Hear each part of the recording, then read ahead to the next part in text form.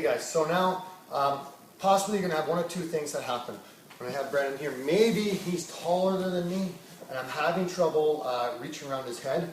So I want to have my elbow on the floor. And if I can't get it, I'm going to put a little bit more weight onto that side. So if I'm getting stretched out, same start, maybe I get to here. When I pop up, I want to lean to that side, and then I'm going to try and wiggle, wiggle, wiggle into place.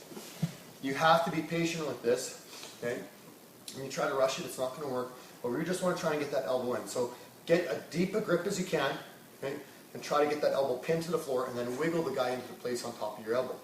With the other hand on this, you should be able to wait there as long as you want. And actually, that's a great training tip, is everybody's more than happy to guillotine you. No one likes being caught into guillotines. What I did for a long time is just work solely on this and just see how that structure worked for me, and just let everybody guillotine me and just play there and wait until people gave up, until they didn't want to grab my head anymore. Then I started working to the next part of passing the guard. So if I'm having trouble, got to get my hand in, reach around, I can't quite make it, put my elbow on the floor, and then drive into it, okay?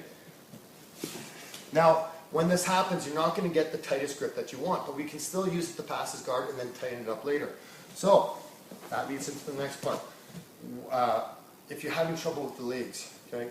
Once you have your shoulder, or sorry, your hand on your head, elbow inside, you're really stopping his posture. We're going to wiggle Brandon's guard off like it's a pair of pants. So we're going to go this way first.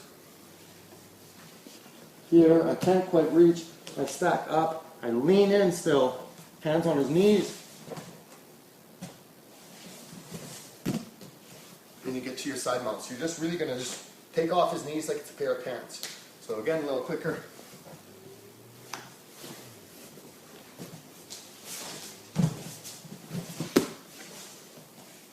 Gi or no gi, doesn't really matter. With the pants, there's no real friction, so you shouldn't have to worry about this. You just got to shimmy it to your hips, which are going to be the widest part, and just slide them down from there. Sometimes it's a little bit of a battle. They might kind of lock onto your feet. I got big feet, so if they lock on, just be patient and wait for that time. Now,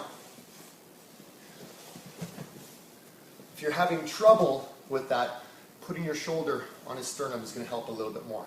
So, when you're here, try to find his sternum, and then pop up.